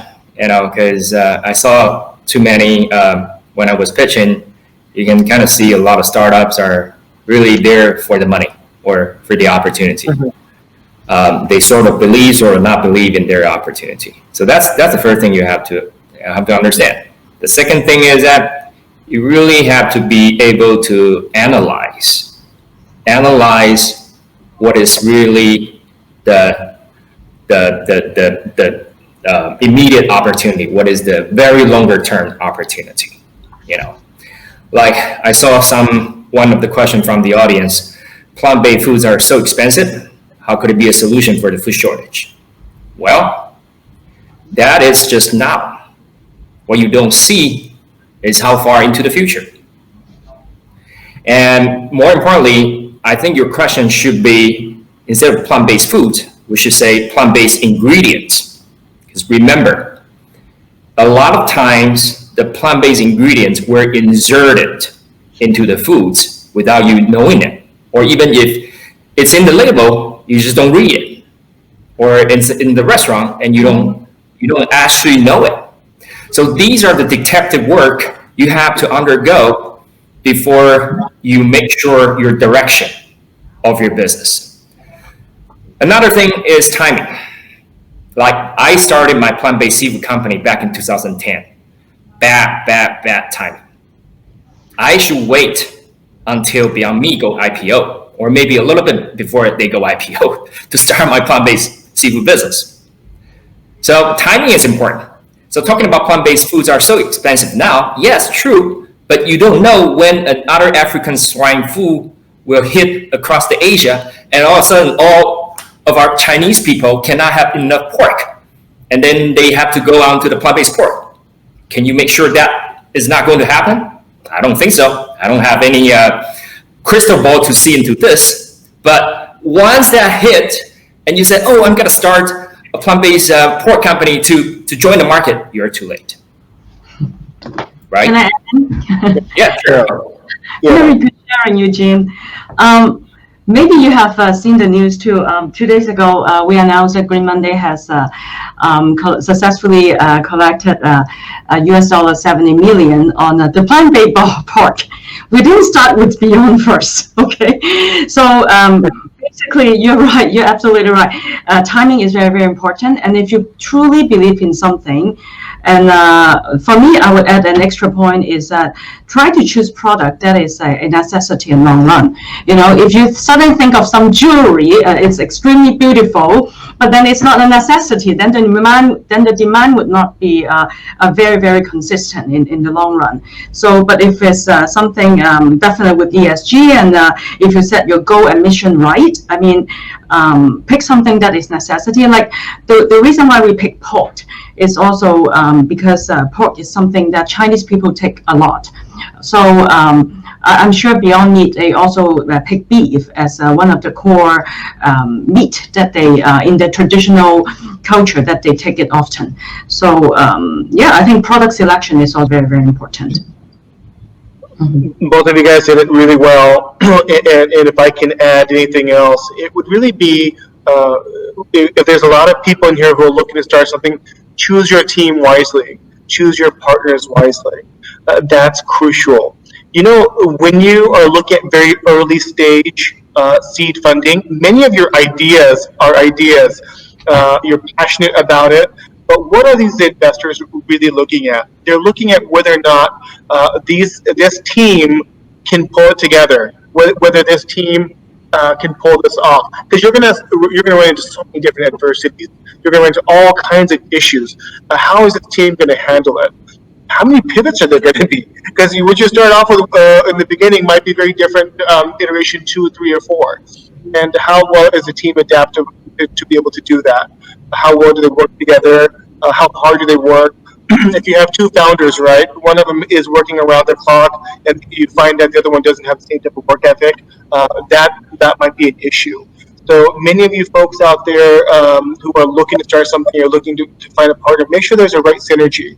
Spend enough time to make sure that the expectations are there, that meet each other's expectations. Aside from that, both of you guys did it really well. Maybe just the angle from an investor, what I would like to add, and I really also think choose wisely with what investor you want to partner up with, that your mission aligns. I think this is absolutely critical. Because you have to work together for a long time, right? Also think about putting your team together. I fully agree, because it's almost like a marriage, right? You have to really work well together. Put a team together which is complementary. Well, you have the core values the same, but be complementary. I always say, as you grow, bring a really strong finance person on board, because that is often neglected. And it is key as you grow, not just for, you know, running the business and understanding what drives the business, but also when you go into next capital rounds, bring someone on board who really understands that business. Make sure that you have mentors. It can be a very lonely journey. Mentorship, I think, is really important. Mental health and work-life balance is important, because entrepreneurs tend to have the tendency to work 24/7 around the clock, right? And then I think also look into whether an investor is providing not only capital, but assistance, real support, connections, network, technical assistance, really bring more added value than just capital. And with that, you become more and more mission aligned. And I think that's really where I would say, look for those things. Don't just go for the first, but really be sure with whom you want to partner up with. Thanks, everyone. That was really insightful, and I hope everyone in the audience also learned a lot from that. So we actually have one question from the audience that I would like to ask. Perhaps Eugene and Max could answer this question. So the question is, in terms of new product launches, what are the main factors to be considered to address the needs of sustainability in the food system in relation to this COVID period and going beyond COVID as well? Okay, I'll take on this first. So the main factor to be considered. Well, since we're entrepreneurs and you're talking to VCs, the main factor to be considered, obviously, is what's hot in the market. But don't get me wrong, quite often, what's hot in the market is also related to what's needed, first and foremost, in the not so distant future. And so that's why both Mac and I, both of our businesses are tackling on this protein issue. Why? Because around the world, we see more and more urbanization. And why is the urbanization? Because more and more people are becoming, having more affordable income, become middle class. And more families can afford more on anything else. So the percentage of food spending is actually relatively small. So they naturally chose more protein because all the education in the modern day world, thanks to the cell phone and social media, are telling people protein is healthy, protein is needed, no matter your age or you're young or you want to get beautier or muscular, you know. And so that's why protein is the number one thing that the world is going after. And with more people coming up, that will be needed. That's how we chose this protein as our first thing to address. But with our technology, potentially we actually can also make cooking oil, which in a sense, we can help address the issue with palm tree plantation and palm oil. But we chose not to go that route. Why? Because protein is obviously in a real danger of shortage going forward. And that's my analysis, and happened to be the analysis of a lot of other people. So the factor really comes down to, again, the market analysis. And you have to pay attention what's hot, what's not hot, because usually those are the observations thanks to the experts. And they really have their insights into this. Over to you, Max. Great, well said. Venus, this is a really good question. For example, if you're doing plant-based products or so forth, you may see 100 different products, and how do you choose your new products? And I think one of the things to consider is really knowing your customers, knowing your who you're selling to is so important. And of course, there's a good example of it right here. If I was in California, I'm not sure if plant-based pork would be my first choice, but if I'm in Asia, I know full well that this is one of the staple foods in China and Asia in general. It's such a new plant-based pork or so forth. So I think understanding your audience, where your first markets are going to be, who your potential customers are going to be, and what do they believe, what do they think. These are some of the things I think should go into what your new product launch should be, what your iterations should be focused around. For us at Total True Labs, we're looking at not just milk, but some of the super high value things that are milk. For example, naturites. There's special protein. There's a lot of different things that we can lead with. These are special products that the industry can use. We are not necessarily doing a commodity product in the beginning. For us, we are looking at other taking into consideration infant formula as being a very high value market for us. And of course, you do a lot of work around talking to potential partners. If you're looking at talking to all the infant formula companies and they're all telling you they want this, you know exactly what your first product might be. So a lot of this is going to be research. A lot of it's going to be knowing who your customers are. Thanks, Eugene and Max, for that. Well, okay, so actually we have a question here for Juliana coming from Jasmine. So, Juliana, the question is, why would you choose to launch a sustainable lifestyle product now when a lot of fashion and lifestyle brands are actually going out of business during COVID? I think this is a very relevant question for this period. Juliana? Thank you for asking this. I thought nobody cared for what I do. Thank you, really. I mean, our product is definitely different. Our product is with ESG.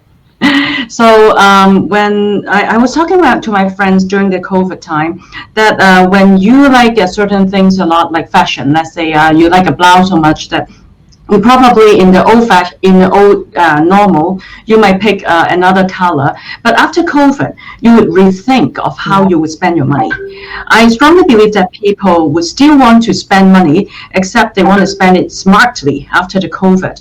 And our brand definitely land on that with the ESG elements and value embedded into all our product lines in the lifestyle way. So we feel that a true sustainable product should, well, in the elevated new normal, should not only is in fashion with fashion sense, as well as some kind of personal hygiene angle. So to us, it's new product, but yet it's come with a very strong protection on your personal hygiene, and this is something that on our mind in mentality wise we should be educated as well. To me, COVID is truly a wake-up call that even for people who are well off, they would also rethink of how they're going to do their spending, and not to even mention a lot of sad scenario where people's job are being affected. So it's time we can reach out to people, and if people know about my philosophy too, some of the price being set in Hong Kong in Tier, a retail brand, is that we set it at a very, very affordable price. The reason is even though in the old traditional way we could set it at a very luxury way and achievable because it's such a powerful high technology. However, why we don't get out there and to set something extremely affordable? Yes, I know we're cutting margin, but the market needs us to step up. So it's not just a brand. It's not just a fashion item. It's not just hygiene. It's more than that. We want to change people. Everything is driven by human-centric. So I really hope that we're just a small brand and impactful startup, but we don't look ourselves small. If we can change one mind, it's one mind. Simple. Thanks, Juliana. So definitely, I believe this should answer your question, Jasmine. I guess now is, in fact, a better time than ever to actually launch your product, Juliana. So looking at the time, I believe we have one more question, and that question will come from myself. So for all of you, you guys are very inspiring. You've set up your own businesses, and you have really been making leaps and bounds. But for people like me and my peers, who are entering the workforce this year or in the next 2 years, right? And maybe we are not so brave to go out and start our own businesses. How do you feel that we can still, within our own capacity, make an impact in improving the sustainability mindset in the industries, whichever industries we are going into? I think that it's a great question, and I'm really glad you asked it. I think there's a lot you can do. You guys are the reason why we will be successful. We need you guys to spread the word. There's different ways you can get involved. Following us, talking about what we are doing. Believe it or not, a lot of these new trends that happen are very organic, and this is what's needed. When you look at Green Monday and its trajectory, a lot of it was from within the community, and that's what's really powerful. When you build that, it becomes much more sustainable, not just as a product, but as a business. So I think that's a big part of it, just be part of this ecosystem. I would say, I mean, we talked a lot about how you become an entrepreneur, right? Or how the financial industry can push circular economies and ESG. But, you know, in all your steps along your career and how you choose wisely. I mean, you can go into the corporate world and still be a champion for these issues. You don't have to be an entrepreneur, right?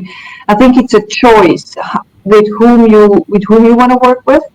And then within a corporation, you can definitely try to push the needle in addressing issues, right? Every corporation these days, I mean, at least I've been working in, has been open to really talk about how they can move away, maybe from a linear way to more sustainability, and become your own entrepreneur.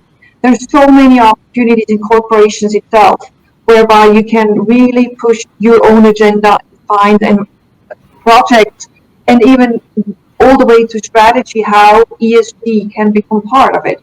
So really, wherever you work, I truly believe if you're passionate about it, if you're driven, you find the right mentors, you find the right setting where you can push that and can really become a champion and entrepreneur.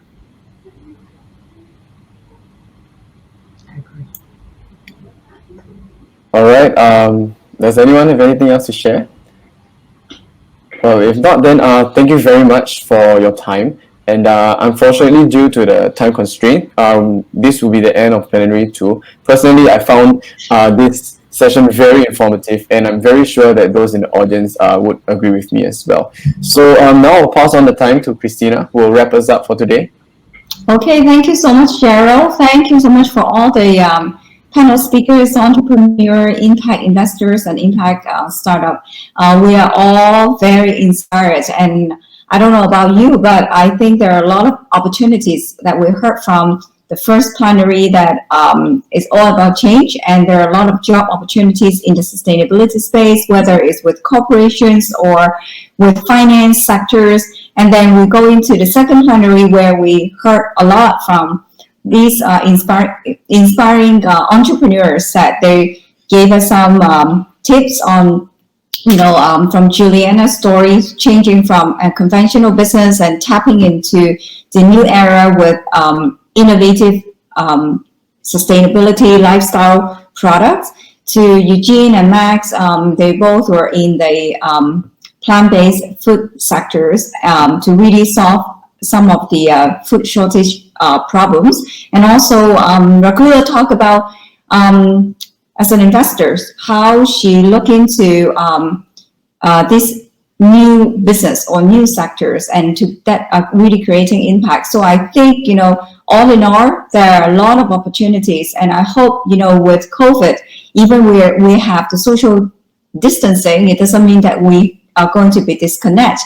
So I hope that we can stay connected, and also want to thank once again our corporate partner, City Development Limited, for their support, and our media partner, China Daily, Green Mondays, Green is the New Black, and also the new our network partner that listed below. And thank you so much. And last but not least, I mentioned earlier at the program that we have a book that we are going to give away to 3 lucky winners. How are you going to get that?